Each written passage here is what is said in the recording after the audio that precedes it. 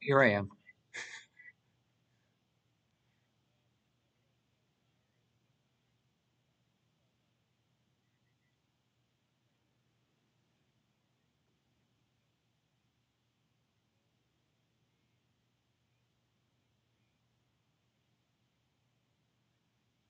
Okay.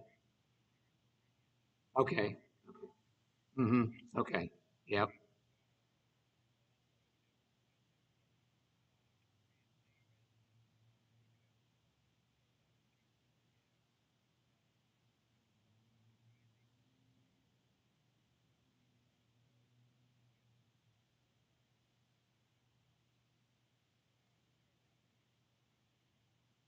Mm-hmm.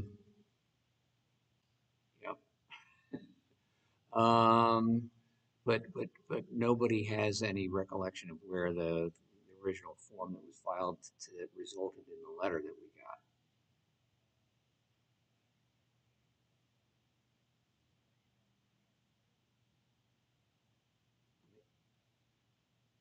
Yeah, I mean, somebody had to do that, you know. So, and so that,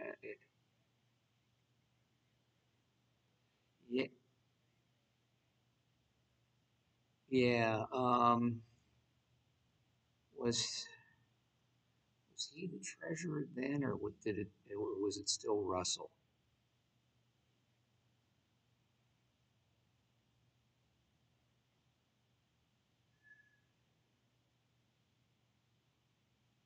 Yeah, because Russell stayed like a year into, he kind of shepherded the merger together with all the paperwork, and there were lots of hiccups along the way with that, but he shepherded the whole thing through to where it was complete, and and then he well he wrong with Pastor Melissa, um, and so he exited out, and that's when Matt stepped in. So I don't know if that when that exactly occurred.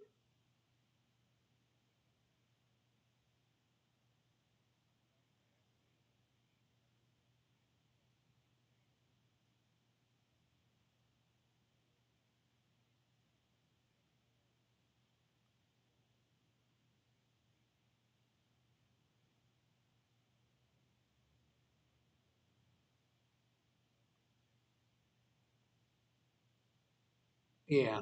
Okay. Yeah. I guess. Well, I mean, the one thing we could do is anything financial um, is in those metal those horizontal metal filing cabinets in the volunteer's office. Um, because just kind of as a sidebar, when I was talking to the Mission Investment Fund people, um, and I think the way that will occur is because we had to open an investment account with the Mission Investment Fund. So Matt just moved some funds that we had in Thrivent over to the Mission Investment Fund. Um, but they're going to use that account to transfer the loan money into. And she said, well, we gave you checks for that account. I'm like, oh, I don't know. And when I saw Matt last Thursday, I said, oh, by the way, Matt, did we get checks for that account? He says, yeah, they're in the file. And I looked, and sure enough, they were in there. So I guess we'll have to start looking in there for the reach stuff, see what it can find.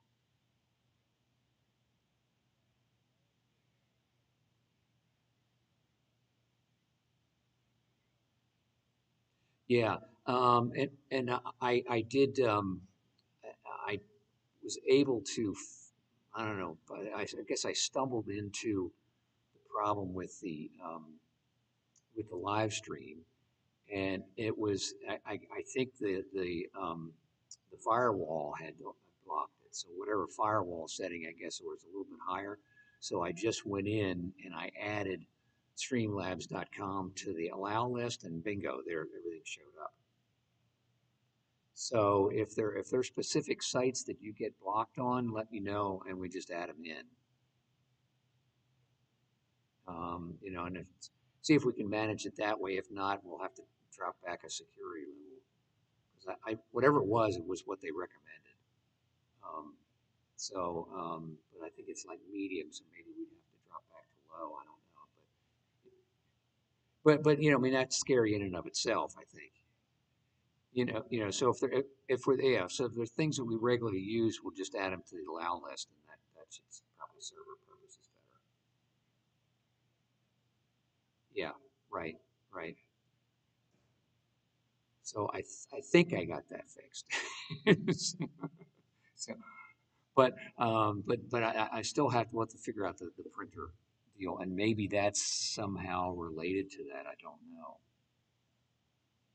but I don't know how you'd have a website for that. Anyway, we'll work on it. Okay, no, because we're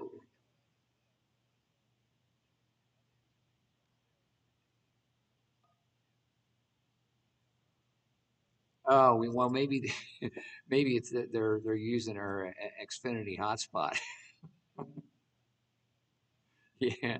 So, but no, I mean, as far as phone and everything, we're all Comcast. We don't have any Verizon.